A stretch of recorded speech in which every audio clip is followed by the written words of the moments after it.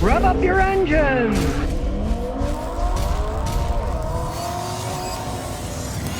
Okay, it costs a lot of money to insure a Tesla. Why? The average Tesla costs $3,947 per year to insure. In Tennessee, to insure one of my cars, it cost me like $350 a year. But you start wondering, because if you go to their higher end ones like the Model S, $4,956 a year, almost $5,000. Now, why is it more expensive? Well, for various reasons. And a lot of people, if they don't understand it, you better do a little research before you buy. Numero uno, they cost a lot of money to repair when they get wrecked because they have big electric batteries on the bottom of the car for weight distribution and various other things. You get in a wreck, if that bottom gets damaged, the battery gets even dented, the insurance companies have to replace the battery because it's a danger, a fire danger. What if it shorts out because the metal's bent and it's touching battery cells? You get a Tesla, some of those battery replacements are $20,000. Who's paying for that? The insurance company if it was in a wreck, right? A lot of times they don't even pay for that. They just total the car, give her whatever it's worth, right? Since they are extremely fast, the faster cars tend to be in bigger accidents. Charge more money then. It's one of the reasons exotic cars, sports cars cost more to insure. They get in more accidents because people drive them faster. You add a lot of stuff together, electric cars now are more to insure. I can guarantee in the future, it'll be even worse.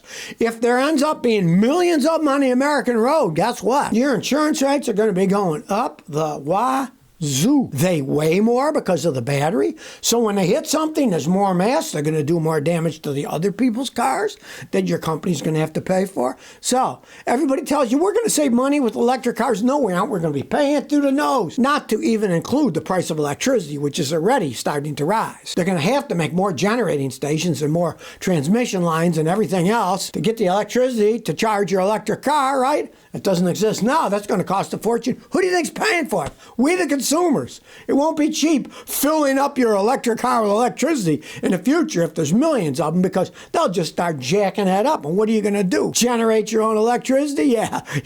Just price what solar panels and stuff cost and you'll think, gee, do I really want to spend $100,000, have my own electric producing company? I can buy a lot of electricity for $100,000, right? And then I don't have to fix them when they break because it's them making the electricity, not me. So think about that before you buy an electric car. Well, I was reading an article in the New York Post, and I have to agree with it. The headline was, UAW strike shows the big three automakers are already in the scrapyard because they try to say, the big three, American, Chrysler, Ford, and GM. Well, to begin with, Chrysler isn't American anymore. Fiat owned them, which is Italian. Now it's Stellantis, which is still a European company, right? So they're not even included as American. You might as well say the big two, right? And they're not big anymore. Now, Chrysler, of course, is part of Stellantis, so you got to include all of Stellantis. But even so, as Stellantis, it's not even the top 150 companies in the United States. Now, it is larger than GM. It's worth $50 billion. GM's only worth $33 billion, but it's only half the size of Starbucks, drinking coffee, right? And less valuable than the company that makes Monster energy drinks. So, when it used to be there was a lot of employees, there aren't that many left. Their power is dwindling. And Ford and General Motors combined are worth only 10% of what Tesla is. They don't have the power. All the people working all the money, it doesn't exist anymore. It is kind of in the past. The big three is more or less in the past. They are fading away. Look at Ford.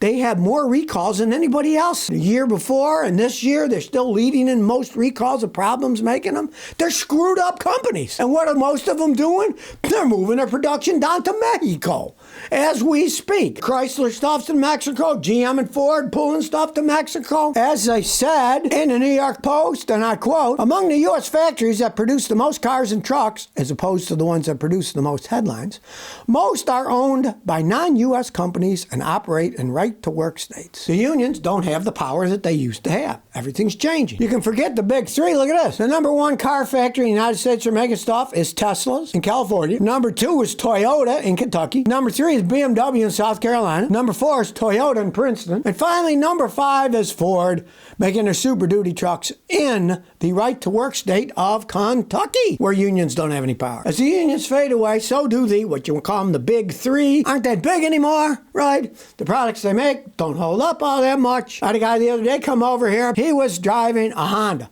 I said, well, why'd you buy a Honda? He said, well, I was smart enough. I leased a Dodge Ram, but it fell apart. It's a piece of crap. So then I leased a Ford F-150. He said it was a pile of crap. It fell apart. So this time he said, I bought a Honda truck. And he's happy with a Honda truck. He isn't breaking down. Eventually, poor quality catches up, and the big three are no longer big anything because they lapse in quality. They lapse in all kinds of things. The majority of their stuff, they're making it down in Mexico now. And we all know what the quality of Mexico is, but it's pretty crappy. Redma Jr. says, my Toyota burns oil. I got a 2015 Highlander, 2.7 4-cylinder I bought used 3 years ago.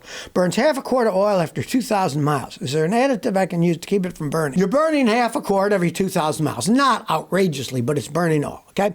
First thing, get the PCV valve. They don't cost much, $15, $18. Change the PCV valve. I got a video, show you how to change it. Watch my videos on YouTube. Comes off, snaps on, snaps back in, right? They don't cost much. Get one. And get one at the Toyota dealer. Don't buy a cheap one like at AutoZone or O'Reilly's because those are Chinese crap and sometimes they don't work. Get one at the dealer. If that solves it, great. You got a cheap fix. If it doesn't, unfortunately, you bought the vehicle used. The previous owner, if the PCV doesn't fix, the previous owner didn't change the oil enough and now your piston rings are worn. And there's nothing you can do about that except add oil as it burns out. This is why I tell people, don't listen to any of the crap the companies give you. Change your oil and filter every 5,000 miles. Use full synthetic oil and use a high-quality oil filter, synthetic oil filter. Then you won't have such a problem.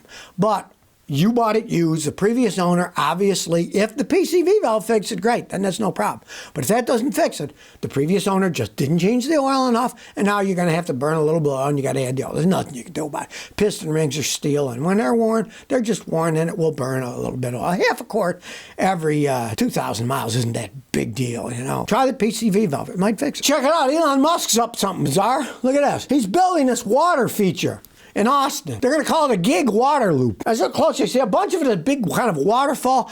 I think Elon took a trip to Houston, and they have this giant water wall in the Galleria area. It's beautiful. Big round thing, and it's up in the air, and the water comes down. You walk inside, right?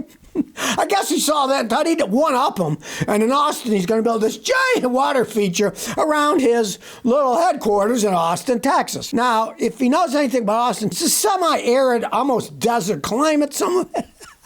So throwing water out all over the place, maybe not such a smart idea. Have it flowing on the top and little waterfalls going on. But, you know, with old Elon, you never know what the guy's going to be up to. But that's what an artist rendition is of this interesting looking park with walkways and all this stuff, right? I guess the guy's got so much money, what? He can do whatever he wants, right?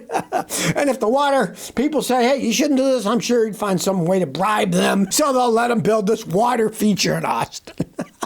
Well, since the offshore wind here in the New England area is starting to fall apart, now New England states are acting jointly to bid for offshore wind. Connecticut, Massachusetts, and Rhode Island are getting together to try to get enough money to get offshore wind built. They got these, rules they made by 2030, you got to have so much power. Well, as I tell people, this is not an efficient way to generate electricity. And here's the farce of it all. During the last week, Massachusetts approved legislation for South Coast Wind to pay the power companies off the contracts that they paid them to build stuff. And they're paying the local power companies, National Grid, Eversource Energy, and Unitil, a total of $60 million to terminate contracts. So they got to stay. They had contracts with them. And now they're paying them off $60 million, pissed down the toilet for them not to build them, right? And here's the hilarious thing. I don't care what anybody says. You have to look at this stuff scientifically. Wind power is a joke. You ask any real scientist, they'll tell you the only really way to do it is nuclear power. That's just about it.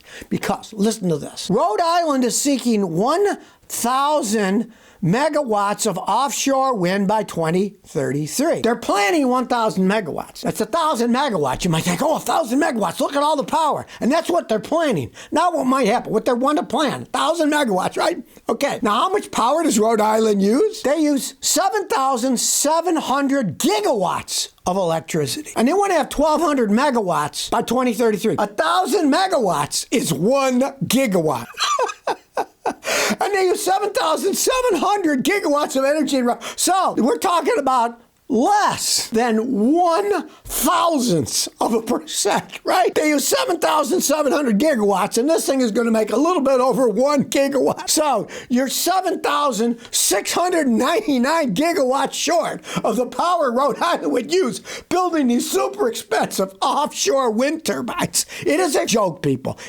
When I read this, I couldn't help but laugh. They said, well, we're going to have 1,000 megawatts by 2033. Since a gigawatt is 1,000 megawatts, do the math, like I said. It's less than 1/1000th of the power used. Anybody that thinks this crap is real has lost their minds. They've totally lost their minds. So if you never want to miss another one of my new car repair videos, remember to ring that bell.